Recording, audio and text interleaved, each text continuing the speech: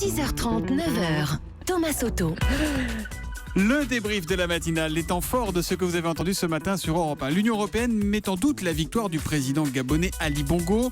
Écoutez sa première réaction, Ali Bongo, qui était à 8h15, l'invité de Jean-Pierre Elkabbach sur Europe 1. La loi prévoit que des comptes il y a lorsque la Cour constitutionnelle est saisie, donc après l'annonce des résultats.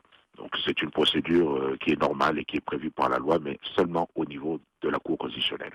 Vous demanderiez, vous, des enquêtes dans le fief de votre concurrent Jean Ping? Pas seulement dans son fief, dans d'autres endroits du territoire aussi où nous avons relevé certaines anomalies. Mais alors chacun accuse l'autre de fraude. Il y a 2 fraudeurs. Moi, je dis que M. Ping a fraudé. Pourquoi refuser le recomptage des voix par bureau de vote puisque la Constitution et la loi ne l'interdisent pas? Écrit Martin Vincent sur Twitter avec le hashtag E1matin. Ali Bongo, vous avez le sang du peuple gabonais sur vos mains et vous bloquez le développement de ce pays. Quittez le pouvoir, pitié. Réagit à son tour Mi-Hindou. Notez que l'opposant d'Ali Bongo, qui revendique lui aussi la victoire à cette présidentielle, Jean Ping, viendra lui répondre tout à l'heure dans le journal de 9h. Emmanuel Macron a vivement critiqué les promesses non tenues faites aux banlieues. Écoutez la réponse de Patrick Kanner, c'est le ministre de la Ville. Il était mon invité à 7h45 en direct.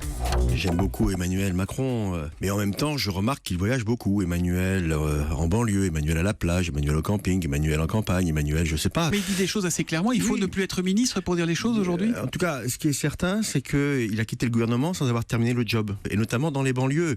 Et il est vrai qu'aujourd'hui, ces quartiers souffrent de ségrégation sur le plan territorial et social. On ne cache pas la vérité, naturellement. Mais ce n'est pas en enfonçant et quelque part en humiliant les quartiers qu'on améliore leur situation. La réaction de Steph sur Twitter avec le hashtag un matin. Macron, c'est peu importe que l'on parle de moi en mal, l'important c'est que l'on parle de moi. François Hollande n'est toujours pas candidat à sa succession, mais il s'est déjà trouvé une alliée, Martine Aubry. Et oui, Martine Aubry, vous avez bien entendu, écoutez les informations de notre éditorialiste politique Antonin André, c'était à 7h35. Martine Aubry procède par élimination, pas par adhésion. Emmanuel Macron, je vous fais pas un dessin. Ras-le-bol Macron, on l'avait voilà. dit, hein. Manuel Valls, c'est peut-être encore pire.